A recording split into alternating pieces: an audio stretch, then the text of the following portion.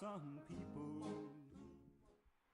Hello, this is Charles Benninghoff, this 25th day of March 2016, and today I'll analyze the illegal activities of Muslim nonprofits and mosques that are conducting a 1 million Muslim voter registration that is trying to tilt the 2016 election. Our church, Pray for Us, Pray for the United States, is a Christian church, and we are petitioning Congress to shut down this illegal vote drive because it is clearly a violation of federal nonprofit laws and also violates the constitutional requirement that there shall be no law regarding the establishment of religion. In a moment, I'll tell you how you can help with this effort. The New York Times reports today that Muslims are watching in growing horror as Donald Trump and Ted Cruz battle for the Republican nomination.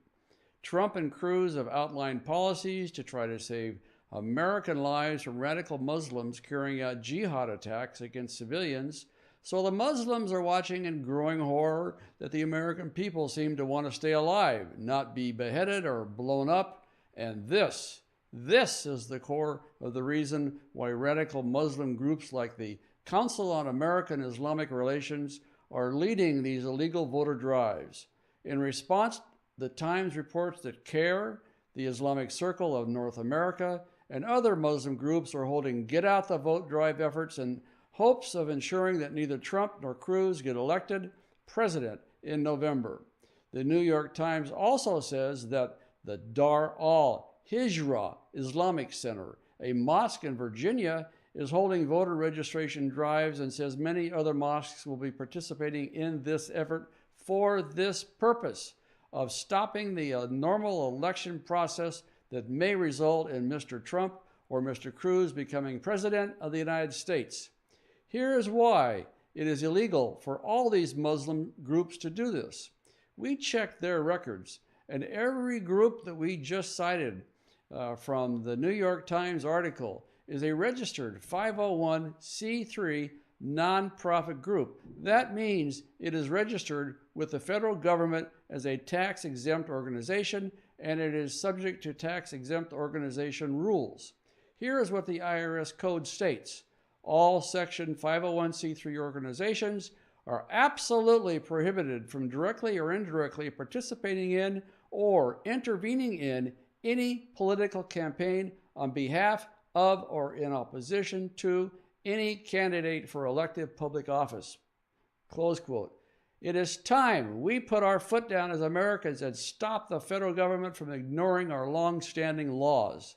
The Muslim nonprofits are engaging in election tampering by abusing their nonprofit status to oppose Donald Trump and Ted Cruz. If a Christian church registered as a 501c3 nonprofit announced that it was watching Hillary Clinton with growing horror and wanted to register 1 million new Christians to vote to stop her candidacy, you can bet the IRS would immediately clamp down on those churches, especially in light of the history of them doing so for conservative groups. But the Muslims are getting special privileges once again, and we resist this effort by the government to Islamicize the United States. In fact, this is a de facto law by government action establishing Islam as a religion. Clearly, we as Christians need to fight back. It's just like in Minnesota, where the public schools are now providing private prayer rooms for Muslim students so they can take 5 breaks in their school day to pray to the Muslim God, Allah. Christian children are expelled from praying in school, but the Muslim students get their own prayer rooms. Christian students are expelled from school if they wear a t-shirt, but the Muslims are guided to their prayer rooms 5 times a day by state employees. Clearly, another law establishing religion. This discrimination has to stop, and that is why we are petitioning Congress to investigate these Muslim nonprofit groups for illegal electioneering. The IRS is obligated to treat the Muslim mosques just like it treats Christian churches that are registered 501c3s. Leviticus 24, verse 22 says, "You shall have the same law for the stranger and one for your own country, for I am the Lord your God."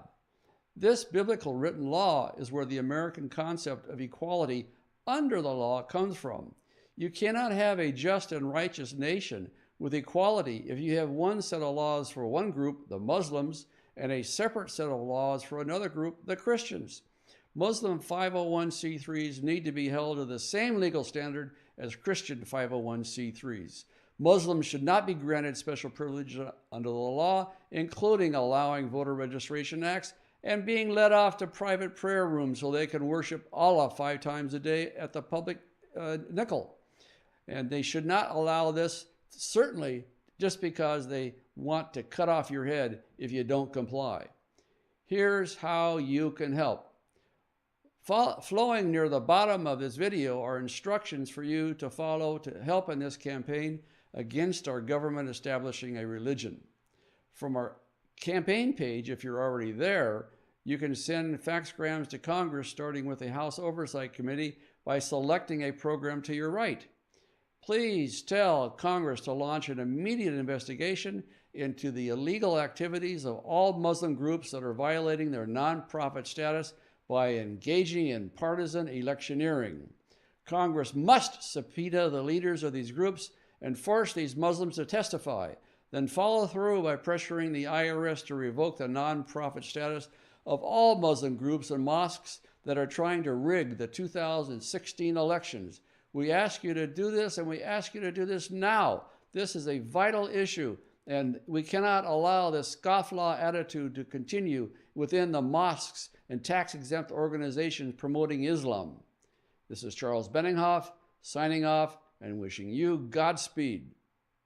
Satan can't make me doubt it. It's real and I'm gonna shout it. I was there when it happened, and I guess I ought to know.